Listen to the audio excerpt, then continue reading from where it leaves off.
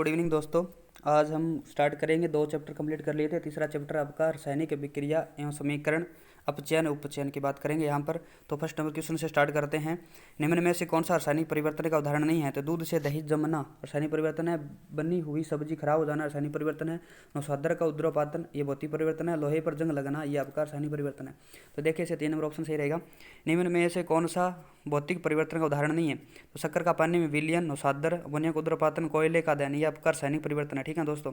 लोहे का चुंबक बनना ये आपका भौतिक परिवर्तन है। उसके बाद देखिए, तो रासायनिक अभिक्रिया किस नियम पर आधारित होती है? तो रासायनिक अभिक्रिया आपके द्रव्यमान संरक्षण के नियम पर आधारित होती है। प्रोपेन के दहन की संतुलन समीकरण के लिए एक्स वाई और जेड के मान बताइए। एक्स वाई और जेड के मान देखें तो यहाँ पर प्रोपेन के अंदर एक्स वाई जेड की आपको समीकरण दिखाई दे रही होगी। C H 4 H 2 X O2 plus CO2 plus 2 H2। यहाँ पर रासायनिक अभिक्रिया आपको संतुलित करनी है दोस्तों। तो यहाँ पर देखिए दोस्तों, आपका यहाँ पर रहेगा आपका 5 3 4 आएगा एक्स और वाई जेड की जगह। थोड़ा सा इसको आप पॉज करके देख लेना, ज़्यादा टाइम नहीं है हमारे पास में, तो मैं फटाफट करवा रहा हूँ। मैग्नीशियम में फित्ते को ऑक्सीजन के उपस्थिति में जलाने पर मैग्नीशियम ऑक्साइड का चूर्ण बनता है। चूर्ण किस रंग का बनेगा? तो आपका श्वेत रंग का चूर्ण बनेगा। 6 नंबर ऑप्शन देखिए, 12 ग्राम कार्बन 32 ग्राम ऑक्सीजन की क्रिया करके कितने ग्राम कार्बन डाइऑक्साइड बनाता है? तो यहाँ पर 6 नंबर क्वेश्चन का आंसर रहेगा दोस्तों आपका 44 ग्राम बनाता है। एथीन का हाइड्रोजनीकरण कौन सी विक्रिया है? हाइड्रोजनीकरण की बात करें तो संयोजन या संयुग्मन विक्रिया है। कॉपर सल्फेट के नीले रंग के विलयन में जिंक के टुकड़े डालने पर कॉपर सल्फेट का नीला रंग विलुप्त हो जाता है। तो यह किस प्रकार का उदाहरण है? तो यहाँ पर देखिए, ये विस्थापन विक्रिया है। निम्न में से कौन सा तत्व अधिकतम क्रियाशील होता है? अधिकतम क्रियाशील तत्व की बात करें तो जिंक यहाँ पर अधिकतम क्रियाशील तत्व होता है। निम्न विक्रिया में ए व बी होगा तो ये कॉपर प्लस जिंक सल्फेट बनेगा। तो यहाँ पर कॉपर सल्फेट होगा और बी आपका जिंक होगा। यहाँ पर कोई विक्रिया नहीं होगी। Copper sulphate copper plus zinc sulphate A plus B कोई विक्रिया नहीं होगी। ठीक है ना दोस्तों, थोड़ा सा ध्यान रखना, इसको इंपॉर्टेंट है ये। कॉपर जिंक सल्फेट के साथ में विक्रिया नहीं करता है। संगमरमर को 473 केल्विन तक गर्म करने पर अपघटित होकर बनाता है। तो आपका ये कैल्शियम ऑक्साइड और कार्बन डाइऑक्साइड दोनों बनाता है। मीथेन के दहन के संतुलन अभिक्रिया में एक्स और वाई का मान बताना है। तो CH4 plus O2 plus CO2 plus 2Y की बात करें तो यहाँ पर 12 नंबर जो आप आंसर रहेगा उसे एक्स का मान 2 आएगा और वाई का मान H2O आएगा। ठीक है ना। लोहे पर जंग लगाना एक मंद विक्रिया है जो वर्षों तक चलती रहती है। इसकी संतुलन समीकरण में ए व बी है। तो यहाँ पर Fe plus AO2 plus H2O Fe2O3 3H2O बनाएगा। तो यहाँ पर 13 नंबर जो आपका क्वेश्चन उसका आंसर रहेगा, ए की जगह आपका 3 आएगा और बी की जगह आपका 6 आएगा। उसमें देखें Fe2O3 3CO2 plus 2Fe plus 3CO2 उपरोक्त अभिक्रिया में कौन अपचयन हो रहा है? अपचयन की बात करें दोस्तों, यहाँ पर Fe2O3 का अपचयन हो रहा है। रासायनिक पदार्थ जो स्वयं इलेक्ट्रॉन ग्रहण कर अन्य पदार्थ को ऑक्सीकृत कर देता है तो आपका वह ऑक्सीकारक कहलाता है। निम्न अभिक्रिया में उत्प्रेरक है। तो यहाँ पर 2KClO3 और उत्प्रेरक दे रखा है 2KClO3 और वनस्पति तेल प्लस H2O उत्प्रेरक बताना है वनस्पति घी। तो यहाँ पर जो X है 1 नंबर और X और Y की जगह आपको उत्प्रेरक के बारे में बताना है। तो यहाँ पर X आपका ऊपर वाली विक्रिया के अंदर रहेगा अमन O2 और नीचे वाली विक्रिया में निकल रहेगा। हाइड्रोजन पेरोक्साइड का संग्रहण करने के लिए निम्न इसमें सूक्ष्म मात्रा में ग्लिसरॉल मिला देते हैं क्योंकि ग्लिसरॉल ऋणात्मक उत्प्रेरक होता है दोस्तों। ठीक है ना। 18 नंबर क्वेश्चन देखें, क्लोरोफॉर्म ऑक्सीजन के स्वतः ही ऑक्सीकृत होकर एक विषैली गैस बनाती है। इस अभिक्रिया की गति को बंद करने के लिए मेथिल क्लोराइड में एथेनॉल मिला दिया जाता है तो यह बनने वाली गैस होगी। 18 नंबर क्वेश्चन देखें, इसका आंसर रहेगा COCl2 रहेगा। ठीक है ना। कार्बन मोनोक्लोराइड, ठीक है ना, कार्बन मोनोक्लोराइड बनेगा। अमोनियम निर्माण की हेबर विधि में मोलिब्डेनम है। मतलब मोलिब्डेनम की बात करें तो यहाँ पर यह उत्प्रेरक वर्धक की तरह काम करता है। वनस्पति तेल के हाइड्रोजनीकरण से वनस्पति घी बनते हैं। इस अभिक्रिया में कॉपर और निकल कार्य करते हैं। कॉपर और निकल की बात करें तो यहाँ पर कॉपर उत्प्रेरक वर्धक काम करते हैं और निकल उत्प्रेरक की तरह काम करता है। अमोनियम निर्माण की हेबर विधि में कार्बन मोनोऑक्साइड मिलाने पर यह किस तरह व्यवहार करता है? कार्बन मोनोऑक्साइड मिलाने पर यह उत्प्रेरक विष की तरह व्यवहार करता है। FeCl2 प्लस Fe2 से FeCl3 में परिवर्तन कहलाता है। तो ये दोस्तों आपका कहलाएगा अपचयन कहलाएगा। इलेक्ट्रॉन त्यागने वाले पदार्थ कहलाते हैं। इलेक्ट्रॉन त्यागने वाले पदार्थ आपके दोस्तों अपघटक अपचाय कहलाते हैं। एंजाइम होते हैं। एंजाइम की बात करें तो दोस्तों यहाँ पर एंजाइम आपके जैव उत्प्रेरक होते हैं। वह विक्रिया जो बनने वाले उत्पाद से उत्प्रेरित हो जाती है कहलाती है। स्वतः उत्प्रेरित होती है। कौन रेडॉक्स विक्रिया का उदाहरण नहीं है? रेडॉक्स विक्रिया का उदाहरण नहीं है। तो 26 नंबर अगर की बात करें तो यहाँ पर आपका रहेगा zinc plus oxide plus C plus zinc plus carbon monoxide, ये आपकी रेडॉक्स विक्रिया है।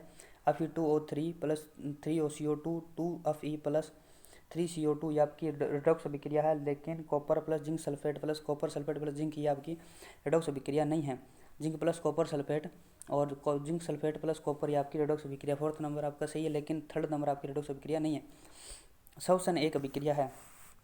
श्वसन की बात करें दोस्तों, यहाँ पर श्वसन एक अपचयन ऊष्मा क्षेपी विक्रिया। प्रकाश संश्लेषण एक विक्रिया है। प्रकाश संश्लेषण की बात करें तो यहाँ पर दोस्तों आपका रहेगा अपचयन और ऊष्मा शोषी विक्रिया है। प्रकाश संश्लेषण विक्रिया है। प्रकाश संश्लेषण विक्रिया है। तो यहाँ पर कार्बन डाइऑक्साइड का अपचयन व जल का ऑक्सीकरण होता है। तो 2 नंबर ऑप्शन सही रहेगा। कार्बन डाइऑक्साइड का अपचयन और जल का ऑक्सीकरण होता है। प्रकाश संश्लेषण प्रक्रिया है। प्रकाश संश्लेषण की प्रक्रिया है तो यह सौर ऊर्जा को रासायनिक ऊर्जा में बदलता है। प्रकाश आगे देखिए दोस्तों 31 नंबर, प्रकाश संश्लेषण प्रक्रिया में निकलने वाली ऑक्सीजन प्राप्त होती है। तो जल के प्रकाशीय अपघटन से संक्षारण व विकृतीकृत उदाहरण है। संक्षारण व विकृतीकृत उदाहरण है तो प्रकाशीय अपचयन का है। विकृतिगंधिता से बचने के लिए चिप्स की थैलियों में कौन सी गैस भरी जाती है? तो नाइट्रोजन गैस भरी जाती है। जब पोटेशियम धातु को जल से क्रिया करवाते हैं तो इसका होता है ऑक्सीकरण होता है। विकृत गंधिता को रोकने का उपाय होता है। विकृत गंधिता को हम वायुरोधी पात्रों के भोजन रखकर फ्रिज में रखकर प्रतिऑक्सीकारक मिलाकर विकृत गंधिता से रोका जा सकता है। प्रयोग सभी। संक्षारण से बचने का उपाय होता है ग्रीस, तेल लगाना, पेंट लगाना, ये शब्द लेपन द्वारा भी कर सकते हैं। प्रयोग सभी सही रहेगा इसका। सिल्वर ब्रोमाइड का प्रकाशीय अपघटन होता है। सिल्वर ब्रोमाइड का प्रकाशीय अपघटन श्वेत श्याम फोटोग्राफी में होता है। एक पदार्थ X को जल में मिलाने से प्राप्त वाई को दीवारों पर पेंट करने के बाद कार्बन मोनोऑक्साइड से क्रिया करने पर एक पदार्थ जड़ बनता है। इसके कारण दीवारें चमकती है। तो यहाँ पर देखें X बराबर MgO बनेगा, Y बराबर Mg ऑक्साइड बनेगा, Z बराबर Mg कार्बोनेट बनेगा। लेड नाइट्रेट को गर्म करने पर परख नली से भूरे रंग की गैस निकलती है। वह गैस होती है भूरे रंग की गैस निकलती है, वह नाइट्रोजन ऑक्साइड होती है। ठीक है ना दोस्तों।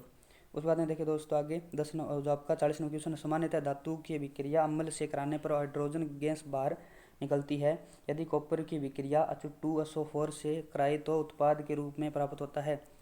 सामान्यतः धातु की विक्रिया अम्ल से कराते हैं हाइड्रोजन गैस बाहर निकलती है। यदि कॉपर की विक्रिया H2SO4 से कराए तो उत्पाद के रूप में प्राप्त होता है। उत्पाद के रूप में हमें कोई विक्रिया प्राप्त नहीं होगी। ठीक है ना दोस्तों, ना तो गैस निकलेगी ना फिर कॉपर सल्फेट निकलेगा। उसके अंदर आगे देखिए सांद्र HNO3 एक प्रबल ऑक्सीकारक है।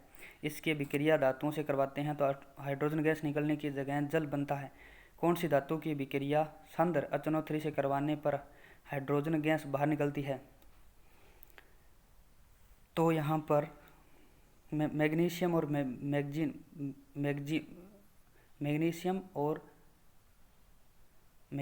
और अमन, यानी कि आपका आएगा अमन का मतलब होता है मैग्नीज, दोनों की विक्रिया करवाएंगे हाइड्रोजन गैस बाहर निकलेगी। एक बार एजी अम्लराज में Cl व HNO3 का अनुपात होता है। अनुपात की बात करें यहाँ पर 3:1 होता है। कॉपर सल्फेट नीला रंग की क्रिया आयरन से करवाने पर नीला रंग हरे रंग में परिवर्तित हो जाता है। तो इस हरे रंग का कारण हो सकता है, इस हरे रंग का कारण आपका FeSO4 हो सकता है दोस्तों। सिनेबार किस तत्व का अयस्क है? सिनेबार की बात करें तो यहाँ पर ये मरकरी का अयस्क रहेगा सिनेबार। वायु की अनुपस्थिति में कार्बोनेट अयस्क को गर्म करने पर धातु ऑक्साइड प्राप्त होता है। यह प्रक्रिया कहलाती है। वायु की अनुपस्थिति में कार्बोनेट अयस्क को गर्म करने पर धातु ऑक्साइड प्राप्त होता है, तो यह प्रक्रिया आपकी क्या कहलाती है दोस्तों? यह आपकी कहलाती है विस्थापन विक्रिया कहलाती है। किसी धातु का मरकरी के साथ मिश्रण अम्लगम कहलाता है। किस धातु का मरकरी के साथ मिश्रण अमलगम कहलाता है? कौन सी धातु मरकरी के साथ अमलगम नहीं बनाती है? तो यहाँ पर देखें दोस्तों, 46 नंबर क्वेश्चन का आंसर रहेगा आपका आयरन। अमलगम नहीं बनाती है। जिंक, मरकरी और टिन ये अमलगम बनाते हैं, जबकि आयरन नहीं बनाता है। मिश्र धातु पित्तल या ब्रॉन्ज किन दो धातुओं का समांगी मिश्रण होता है? पित्तल की बात करें तो यहाँ पर दोस्तों ये कॉपर और प्लस जिंक यानी 70+30 के अनुपात में होते हैं। कॉपर प्लस जिंक का मिश्रण होता है। आयरन क्रोमियम और निकल का मिश्रण कहलाता है। आयरन क्रोमियम और निकल का मिश्रण कहलाता है। तो ये दोस्तों स्टेनलेस स्टील कहलाता है। आयरन क्रोमियम निकल। नाइट्रोजन से अमोनिया के निर्माण में काम में लिया जाने वाला तत्वों का समूह है। तो आपका आयरन और मोलिब्डेनम रहेगा। अग्निशामक में कौन सी गैस काम आती है? अग्निशामक के अंदर आपकी दोस्तों कार्बन डाइऑक्साइड काम में आती है। तो ये दोस्तों आगे अगला करेंगे नेक्स्ट वीडियो नेक्स्ट टॉपिक के साथ। जय हिंद, जय भारत। चलो दोस्तों स्टार्ट करते हैं हम। 4 नंबर आपका जो आपका चैप्टर है अम्ल, क्षार, लवण और पीएच स्केल की बात करते हैं। तो यहाँ पर पहला क्वेश्चन रहेगा, जब अस्यल मुर्गी के अंडे के कवच से अभिक्रिया करता है तो निकलने वाली गैस कौन सी होती है? तो यहाँ पर देखें कार्बन डाइऑक्साइड होती है। एक बीकर में सांद्र हाइड्रोक्लोरिक अम्ल अस्यल जिसकी pH 1 है, यदि इस बीकर में सारव सूचक डाला जाए तो कौन सा रंग आएगा? सारव सूचक डाला जाए तो कौन सा रंग आएगा? तब का लाल रंग आएगा। जल को जीवाणु रहित करने में किस यौगिक का इस्तेमाल किया जाता है? जल को जीवाणु रहित करने में किस यौगिक का इस्तेमाल किया जाता है? तो आपका कैल्शियम ऑक्सीक्लोराइड का उपयोग किया जाता है। किन निम्न अभिक्रिया में पदार्थ X है? तो कैल्शियम सल्फेट प्लस 2H2O ये 373 केल्विन पर X प्लस 1/2H2O बन रहा है। तो यहाँ पर X की जगह देखें तो आपका प्लास्टर ऑफ पेरिस है दोस्तों, ठीक है ना। जिप्सम के बोलते हैं, जिप्सम में प्लास्टर ऑफ पेरिस बनेगा POP। अम्लीय वर्षा में वर्षा जल की pH होती है तो आपकी pH 5.6 से कम होती है। दंत क्षय या दंत क्षरण मुँह की pH से कम हो जाती है तो आपकी pH 5.5 से कम हो जाती है। असत्य मिलान कीजिए, असत्य का मिलान करना, ठीक है ना। तो धातु ऑक्साइड आपका क्षारीय होता है। साबुन आपकी क्षारीय होती है दोस्तों, ये गलत अम्लीय। अधातु ऑक्साइड आपके अम्लीय होते हैं। कैल्शियम क्लोराइड आपका अम्लीय होता है, ठीक है ना। जल में सारव सूचक डालने पर कौन सा रंग प्राप्त होता है? जल में सारव सूचक डालने पर हरा रंग प्राप्त होता है। ऐसे पदार्थ जिनमें हाइड्रोजन उपस्थित होता है लेकिन वस अम्ल नहीं, तो ये आपके ग्लूकोज और एथेनॉल दोनों के अंदर हाइड्रोजन उपस्थित होते हैं लेकिन वस अम्ल नहीं होते हैं, ठीक है ना। निम्न में से कौन नीले रंग का लवण है? नीले रंग का लवण है तो यहाँ पर कॉपर सल्फेट प्लस 5H2O ये आपका नीले रंग का लवण होता है। निम्न में से किसमें क्रिस्टल जल के 10 अणु पाए जाते हैं? ये वॉशिंग पाउडर के अंदर, दाउन सोडे के अंदर 10 अणु पाए जाते हैं। निम्न में से कौन से लवण उदासीन प्रकृति के हैं? तो आपका 4th नंबर क्वेश्चन और ऑप्शन है कि सोडियम क्लोराइड और पोटेशियम सल्फेट ये आपके उदासीन प्रकृति के होते हैं। किस विलयन में लिटमस पत्थर नीले से लाल हो जाता है? तो आपका अमोनियम क्लोराइड यानी कि 3rd नंबर ऑप्शन सही रहेगा। अमोनियम क्लोराइड के अंदर लिटमस नीले से लाल हो जाता है।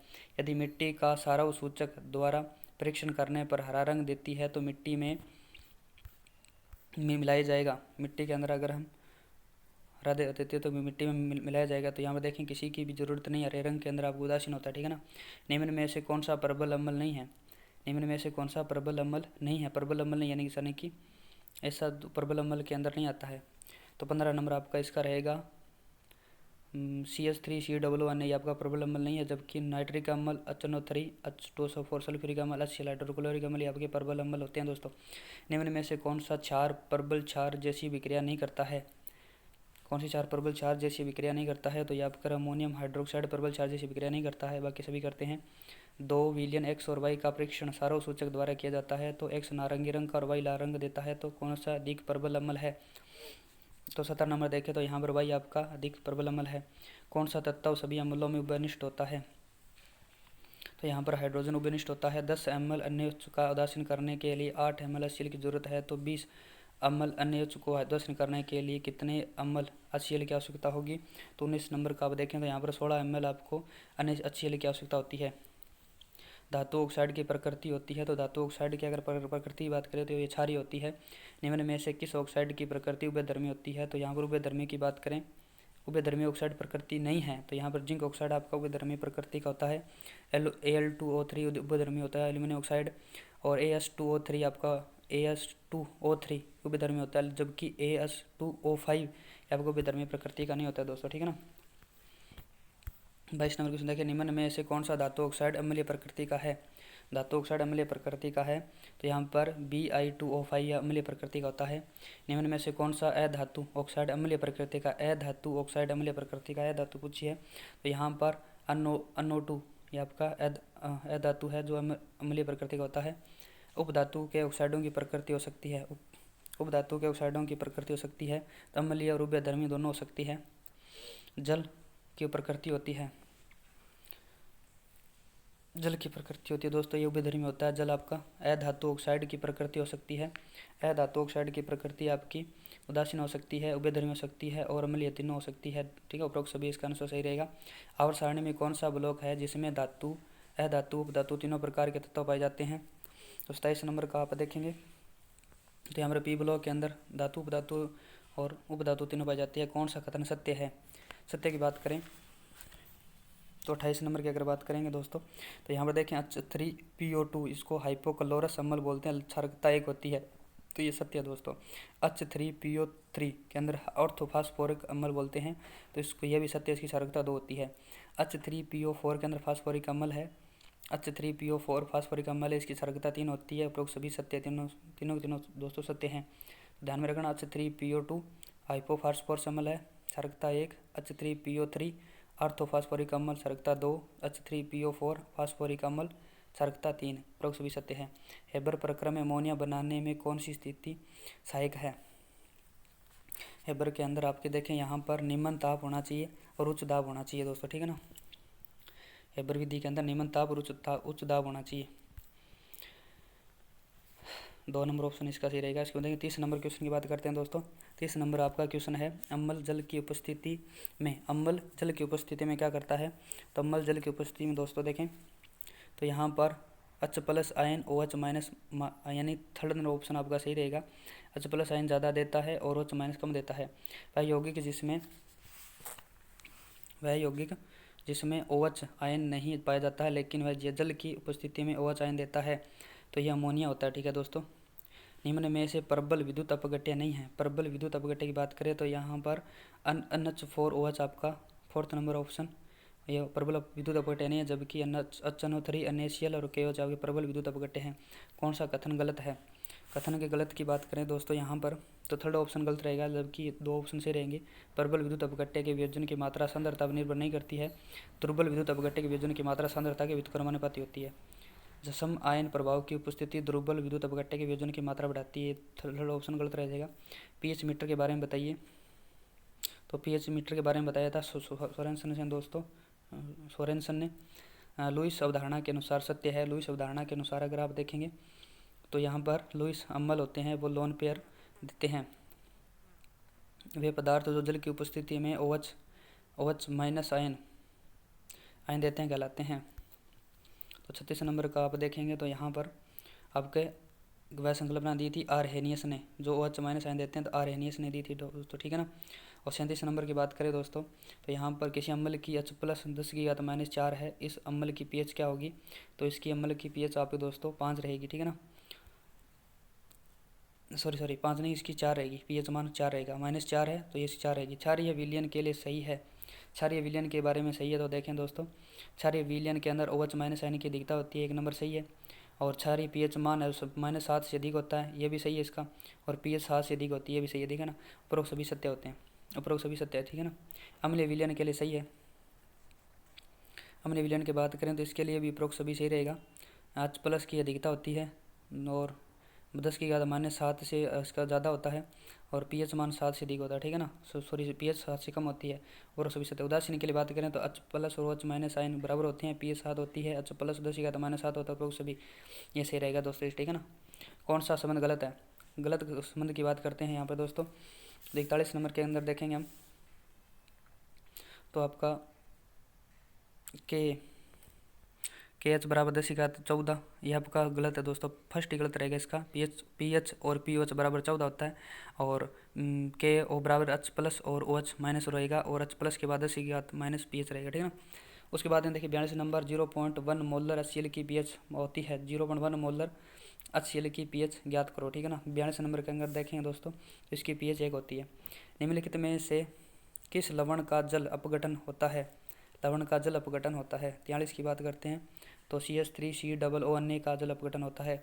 सही संबंध को चुनो। सही संबंध की बात करें यहाँ पर 44 के अंदर देखें तो यहाँ पर NH4Cl यानी कि धनायनिक जल अपघटन, ये गलत है दोस्तों। NH2CO3 ऋणायनिक जल अपघटन है, ये भी दोस्तों गलत है इसका। और इसके अंदर सॉरी NH4Cl धनायनिक जल अपघटन है, हाँ सही है दोस्तों, ये फर्स्ट नंबर क्वेश्चन सही है। और जो ऋणायन है वो भी सही है, ठीक है ना। NH2CO3 ऋणायन जल अपघटन देता है। और MgCl ये धनायनिक जल अपघटन है। उपरोक्त तीनों दोस्तों सत्य हैं। 45 नंबर की बात करते हैं दोस्तों, तो यहाँ पर 45 की बात करें तो CH3COO के लिए सत्य है।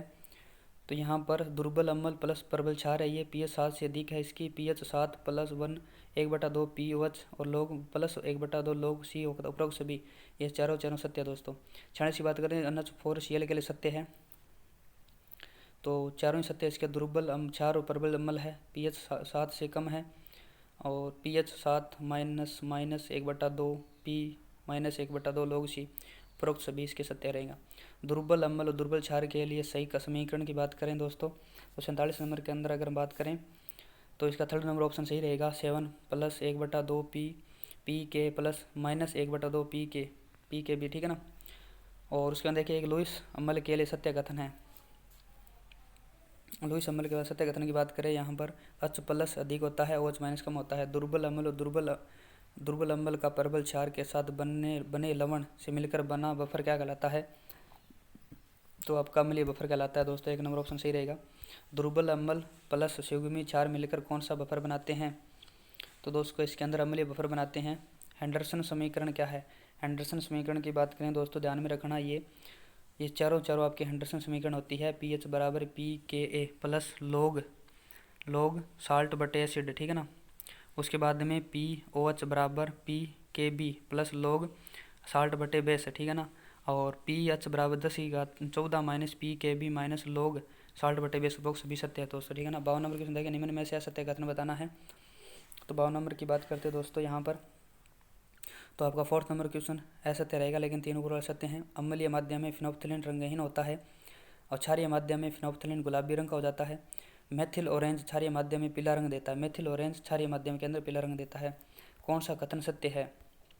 53 नंबर की बात करते हैं दोस्तों, 53 नंबर के अंदर उपरोक्त सभी सत्य हैं दोस्तों। इसके अंदर क्षारीय माध्यम से प्याज की गंध नहीं आती है, सही दोस्तों। क्षारीय माध्यम प्याज की गंध नहीं आती है। क्षारीय माध्यम से हल्दी लाल रंग देती है और हल्दी प्राकृतिक सूचक, उपरोक्त सभी सत्य हैं। निम्न में से किस यौगिक के जलीय विलयन की pH न्यूनतम होगी? किस विलयन के जल की pH न्यूनतम होगी? तो यहाँ पर NH4Cl अमोनियम क्लोराइड की pH न्यूनतम होगी। निम्न में से किसकी प्रकृति अम्लीय होती है? 55 की बात करते हैं तो यहाँ पर बेरिलियम हाइड्रोक्साइड की प्रकृति आपकी अम्लीय होती है, BOH की, जबकि और सारे आपके क्षारीय होते हैं। एल्यूमिनियम हाइड्रोक्साइड, मैग्नीशियम हाइड्रोक्साइड और बेरिलियम हाइड्रोक्साइड, क्योंकि BOH ये आपका अम्लीय होता है। सोडियम सल्फेट का जलीय विलयन आपका उदासीन होता है। और सत्य संबंध की बात करते हैं तो सत्य संबंध के बारे में बात करें तो सारे संबंध सत्य हैं। H+ बराबर 10⁻14 OH और OH- 10⁻14 बराबर H बटा H+ और H- 10⁻14, ठीक है ना। ये दोस्तों आप H+ और OH बराबर 10⁻14 जानते होंगे, ये उसी का संबंध है, सभी सत्य हैं। अम्लीय विलयन के लिए सत्य नहीं है, 58 नंबर की अगर बात करते हैं दोस्तों, तो यहाँ पर थर्ड नंबर ऑप्शन ये आपका सत्य नहीं रहेगा। इसके अंदर H+10⁻7 नहीं होता, ये उदासीन होता है, ठीक है ना। क्षारीय विलयन के लिए सत्य नहीं है, क्षारीय विलयन के बारे में सत्य नहीं पूछा तो H फर्स्ट नंबर सही रहेगा। इसकी pH H+ है, वो 10⁻7 से कम होगा। OH 10⁻7 से ज़्यादा होता है और ये 10⁻7 के बराबर नहीं होता है। थर्ड नंबर ऑप्शन गलत रहेगा। उसमें देखें सत्य समीकरण की बात करते हैं 60 नंबर के अंदर, तो यहाँ पर सत्य समीकरण सभी समीकरण सत्य हैं। pH बराबर -log E H+, POH बराबर log -log E OH- और pH बराबर 10-14, ठीक है ना।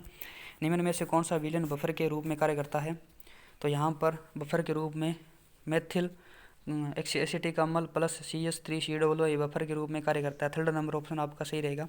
निम्न में से संयुग्मी क्षार है। संयुग्मी क्षार की बात करें तो यहाँ पर क्लोरीन है, क्लोरीन माइनस आपका संयुग्मी क्षार रहेगा, फर्स्ट नंबर ऑप्शन। यदि किसी विलयन का pH 5.2 हो तो इसका pH OH होता है, POH होगा। 63 की बात करें यहाँ पर 8.8 होता है, ठीक है ना, 8.8 होगा। इसके अंदर आप पीएच यानी कि 14 से आप क्या करना, 5.2 को माइनस कर देना तो ये 8.8 आ जाएगा, ठीक है। ठीक है दोस्तों, अब करते हैं नेक्स्ट टॉपिक नेक्स्ट वीडियो के अंदर। तब के लिए जय हिंद जय भारत। अगर वीडियो आपको पसंद आ रहा है तो इसको लाइक करें दोस्तों, बहुत ज़्यादा मेहनत लगती है और इस इतने कीमती टाइम के अंदर ये टाइम निकालना भी बहुत ज़्यादा कठिन काम है दोस्तों। थैंक यू, जय हिंद जय भारत।